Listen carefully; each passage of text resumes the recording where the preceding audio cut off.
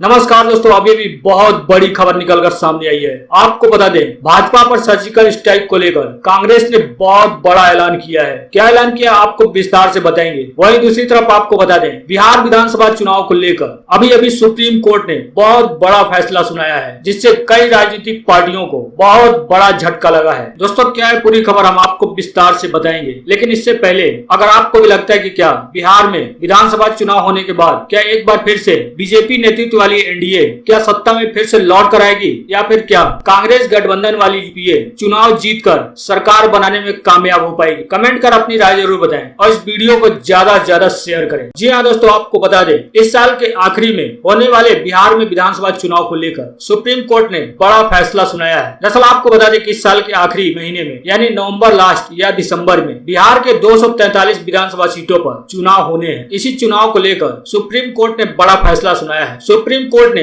बिहार में कोरोना महामारी और बाढ़ की स्थिति के मद्देनजर बिहार विधानसभा चुनाव 2020 पर रोक लगाने के लिए दायर याचिका सुप्रीम कोर्ट ने खारिज कर दिया है। सुप्रीम कोर्ट ने याचिका पर सुनवाई करने से इनकार करते हुए कहा है कि कोरोना महामारी बिहार चुनाव को स्थगित करने का आधार नहीं हो सकता है। कोर्ट ने कहा है कि कोरोना के कारण बिहार विधानसभा चुनाव को टाला नहीं जा सकता है और साथ ही ये भी कहा है कि इस मामले में चुनाव आयोग ही सब कुछ फैसला लेगी। आपको बता दें कि बिहार में होने वाले विधानसभा चुनाव को लेकर एक जनहित याचिका दायर की गई थी। जनहित याचिका दायर करते हुए सुप्रीम कोर्ट से मांग की गई थी कि कोरोना और बाढ़ से पूरी तरह मुक्त होने तक बिहार में चुनाव के लिए अधिसूचना जारी नहीं करने का निर्देश चुनाव आयोग को देने का आग्रह किया गया था। इसी याचिका पर सुनवाई करते हुए सुप्रीम कोर्ट ने बिहार चुनाव को टालने का प्रस्ताव ठुकरा दिया है और याचिका को खारिज कर दिया है। सुप्रीम कोर्ट में सुनवाई कर रहे जजों की बेंच ने कहा है क्या ये याचिका प्री मैच्योर याचिका है, क्योंकि चुनाव आयोग की तरफ से विधानसभा चुनाव के लिए अब तक कोई भी अधिसूचना जारी नहीं की गई है। आपको बता दें कि मुजफ्फरपुर के अविनाश ठाकुर की ओर से यह याचिका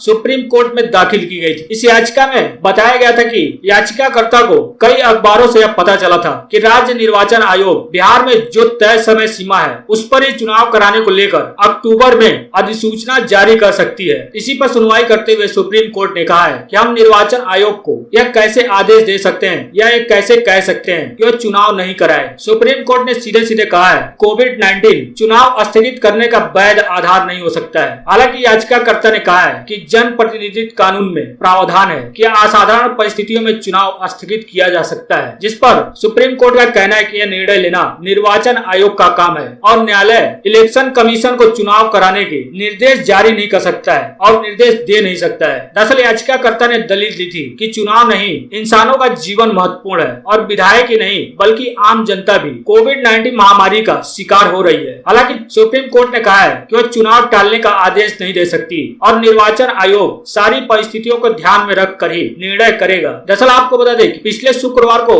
इलेक्शन कमीशन ने कोरोना काल में चुनाव कराने संबंधी गाइडलाइन जारी की थी। इसी के बाद लोग चर्चा कर रहे हैं कि बिहार विधानसभा चुनाव तय समय पर ही होगा। हालांकि चुनाव आयोग की तरफ से इस बारे में अभी तक आधिकारिक घोषणा नहीं हुई है, लेकिन कुछ पार्टियां चाहती हैं कि इस भयावह स्थिति में बिहार में अभी विधानसभा का चुनाव टाल दिया जाए। इनमें एनडीए में शामिल एलजेपी की भी यही मांग थी कि बिहार में इस महामारी के दौर में चुनाव न कराया जाए, लेकिन अब सुप्रीम कोर्ट ने बिहार विधानसभा चुनाव को टालने का जो याचिका दायर किया गया था उसको सुप्रीम कोर्ट ने खारिज कर दिया है। बढ़ते हैं अगली बड़ी खबर की तरफ। आपको कांग्रेस नेतृत्व संकट पर शिवसेना के नेता संजय राउत ने बड़ा बयान दिया है। बोला राहुल गांधी ही इकलौते विकल्प है। जी आपको बता दें, शिवसेना नेता संजय राउत ने कांग्रेस नेतृत्व में चल रहे संकट पर बड़ा बयान दिया है। बड़ा बयान देते हुए संजय राउत ने कहा है कि कांग्रेस पार्टी को खुद में नई जान डालनी पड़ेगी, क्योंकि देश को एक मजबूत विपक्षी पार्टी की जरूरत है। उनका कहना है कि राहुल गांधी ऐसे एक नेता हैं जिनको सर्वसम्मति से स्वीकार किया जा सकता है और उन्हें सर्वसम्मति से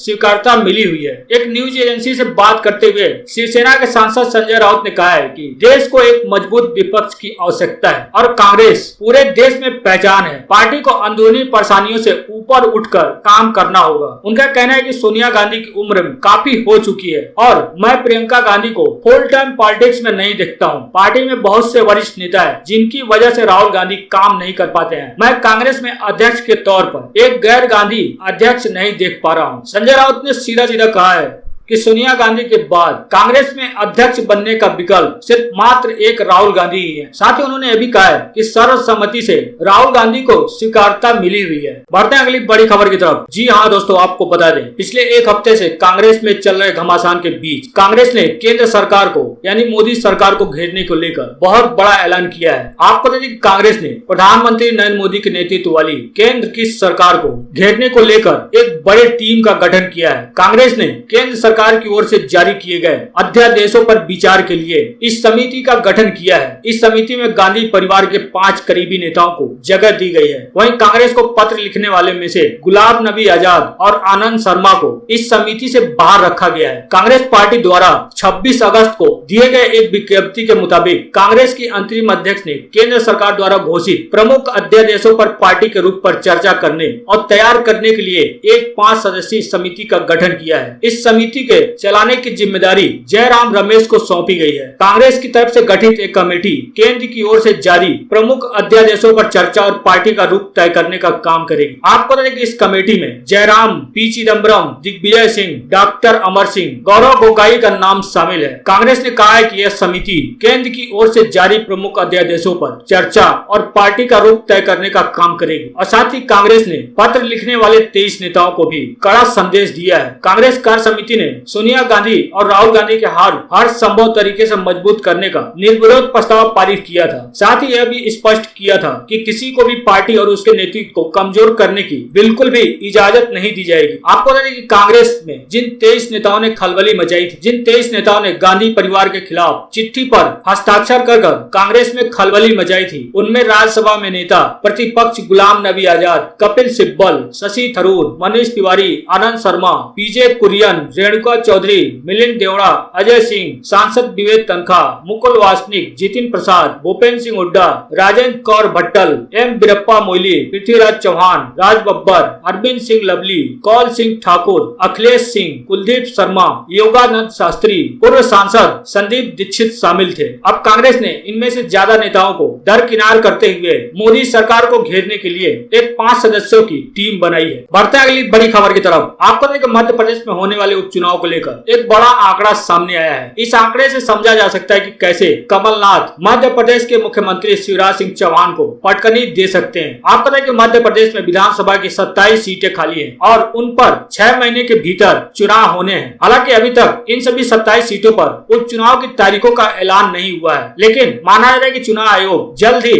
इन सभी 27 सीटों पर चुनाव कराने को लेकर ऐलान कर सकता है। आपको बता दें कि भारतीय जनता पार्टी और कांग्रेस के लिए ये उपचुनाव काफी महत्वपूर्ण है, क्योंकि दोनों को ही पूरी ताकत झोंक देनी होगी ताकि सरकार को बचा सके या सूबे में एक बार फिर तख्ता पलट हो सके। बीजेपी को गद्दी बचाए रखने के लिए कम से कम इन 27 सीटों में से 9 सीटें जीतनी होगी और इससे कम सीटें पाने की स्थिति में हालात उनके लिए मुश्किल करवट ले सकते हैं। वहीं दूसरी तरफ कांग्रेस की बात करें तो कांग्रेस के लिए या पूर्व मुख्यमंत्री कमलनाथ के लिए यह उपचुनाव काफी ज्यादा बड़ी चुनौती पेश करने वाला है, क्योंकि उन्हें तख्ता पलट करने के लिए मध्य प्रदेश की सभी 27 सीटों पर जीत हासिल करनी होगी, जो कि वर्तमान की स्थिति को देखते हुए काफी कठिन लग रहा है। आपको पता है कि मध्य प्रदेश की विधानसभा में कुल 230 सीटें हैं, जिनमें से 27 सीटें खाली हैं और इस समय वर्तमान की बात करें तो 203 सीटों वाली विधानसभा में भारतीय जनता पार्टी के पास 107 विधायक है, जो बहुमत के आंकड़े से 5 ज्यादा है। वहीं कांग्रेस की बात करें तो कांग्रेस के पास वर्तमान समय में 89 विधायक और इन सभी 27 सीटों पर उपचुनाव हो जाने के बाद यह बहुमत का आंकड़ा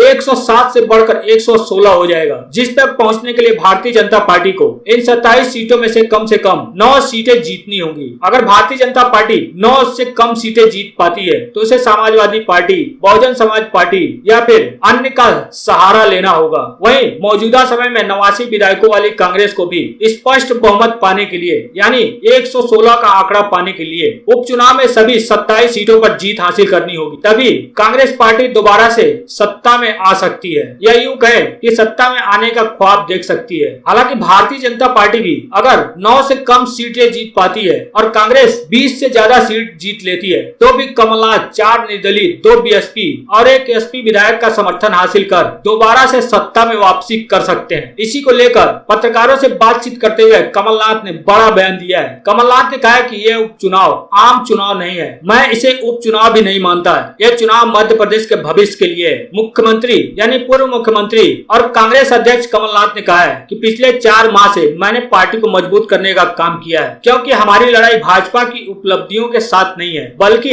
उनके संगठन के साथ है। हालांकि इससे पहले भी कमलनाथ ने दावा कर चुके हैं कि उपचुनाव के बाद कांग्रेस पार्टी कम से कम 22 से 24 सीटें जीतकर सत्ता में वापसी करेगी, फिर भारतीय जनता पार्टी या शिवराज सरकार देखती रहेगी। दोस्तों, आपको क्या लगता है, मध्य प्रदेश में कुल 27 विधानसभा सीटों पर कांग्रेस जीतकर क्या सत्ता में वापसी करेगी या फिर भारतीय जनता पार्टी ही 8 से 10 सीटें जीतकर सत्ता में बरकरार रहेगी? अपनी राय जरूर बताएं। बढ़ते हैं अगली बड़ी खबर की तरफ। आपको बता दें कि कांग्रेस कैसे सत्ता में वापसी करेगी, इसको लेकर गुलाम नबी आजाद ने बड़ा सुझाव दिया है। आपको बता दें कि कांग्रेस के अंदर जो घमासान मचा है वो थमने का नाम नहीं ले रहा है। लेटर बम के बाद कांग्रेस की हुई CWC बैठक के बाद भी कांग्रेस में अंदरूनी घमासान को रोकने में यह मीटिंग नाकामयाब रही। कांग्रेस नेताओं को कांग्रेस के वरिष्ठ नेता गुलाम नबी आजाद ने कहा है जो भी कांग्रेस का हित चाहता है वो उनके असहमति पत्र का स्वागत करेगा। आजाद ने एक बार फिर जोर दिया है कि कांग्रेस वर्किंग कमेटी के नए सिरे से चुनाव होना चाहिए। उनका कहना है कांग्रेस के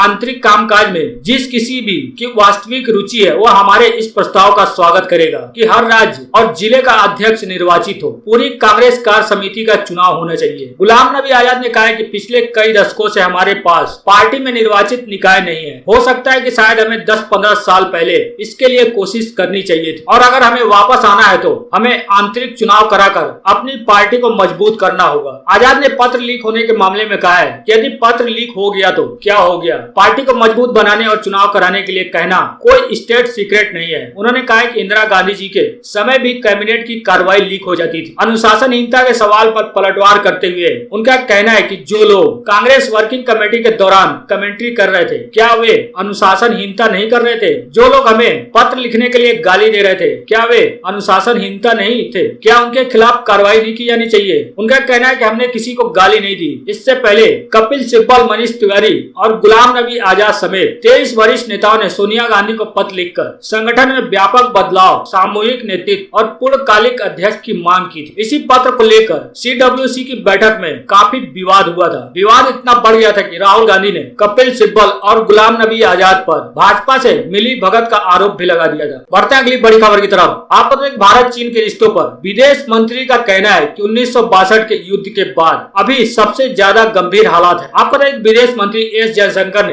एक इंटरव्यू में भारत चीन संबंधों पर बात करते हुए कहा है कि दोनों देशों के बीच 1962 के युद्ध यानी इंडो चाइना वार के बाद से ही सबसे ज्यादा गंभीर हालत बने हुए हैं। एक चैनल को इंटरव्यू देते हुए उन्होंने कहा कि यह निश्चित रूप से 1962 के बाद सबसे ज्यादा गंभीर स्थिति है। यहाँ तक कि 45 सालों में पहली बार बॉर्डर पर जवानों की जान गई है। LAC पर दोनों सीमाओं पर जितनी बड़ी संख्या में सेना तैनात है वो भी इससे पहले कभी नहीं हुआ है। आपको बता दें कि पूर्वी लद्दाख में दोनों देशों के बीच तनाव के बीच सैन्य और कूटनीति स्तर पर कई राउंड में बातचीत हुई है, लेकिन इसके बाद अभी तक यहाँ से कुछ इलाकों में डिसएंगेजमेंट प्रक्रिया पूरी हो पाई है। विदेश मंत्री ने कहा कि भारत चीन को साफ साफ बता चुका है कि सीमा पर शांति बनाए रखना दोनों देशों के रिश्तों की आधारभूत शर्त है। उन्होंने कहा कि अगर हम पिछले 3 दशकों पर नजर डालें तो यह स्पष्ट है कि सैन्य और कूटनीति स्तर पर कई राउंड की बातचीत हुई है। इसके बावजूद भारत और चीन की सेनाएं पिछले 3.5 महीने से ज्यादा के वक्त से पूर्वी लद्दाख में आमने सामने खड़ी है। बढ़ते हैं अगली बड़ी खबर की तरफ। आपको बता दें मोदी सरकार को घेरने की तैयारी में 22 विपक्षी पार्टियां जुट गई हैं। आपको बता दें संसद के मानसून सत्र में मोदी सरकार को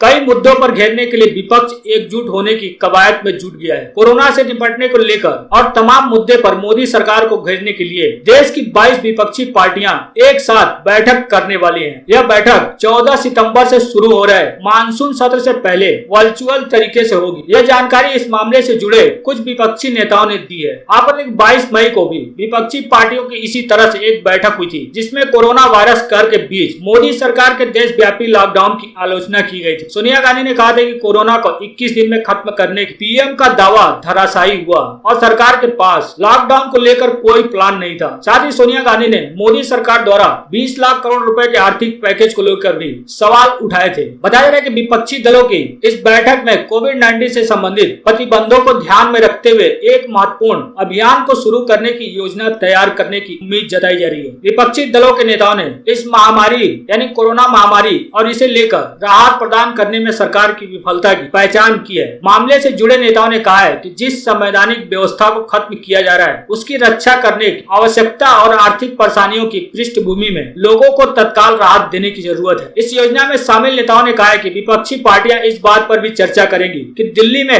फरवरी में हुई सांप्रदायिक हिंसा में केंद्र और उसकी एजेंसियों ने कैसे काम किया और कैसे असंतोष की किसी भी आवाज को राष्ट्र विरोधी करार दिया गया। माना जा रहा है कि इसमें कांग्रेस या सबसे बड़ी विपक्षी पार्टी इस कार्यक्रम के केंद्र में होगी, जो एकजुट होकर विरोध प्रदर्शन को दिखाने की कोशिश करेगी। योजना में शामिल एक विपक्षी नेता के मुताबिक उनका कहना है कि इसे अगस्त में करना चाहते थे, मगर कांग्रेस प्रबंधनों ने हमें बताया कि वो राजस्थान संकट से जूझ रहे हैं, फिर वे कांग्रेस कार्य समिति की बैठक तक का समय चाहते थे। अब हम एक उपयुक्त तिथि तय करने के लिए एक दूसरे से बात करने की कोशिश कर रहे हैं। इसके बाद सभी 22 विपक्षी दलों की बैठक की जाएगी और उसमें तय किया जाएगा कि मोदी सरकार को संसद के मानसून सत्र में किस तरीके से किस मुद्दे पर घेरना है।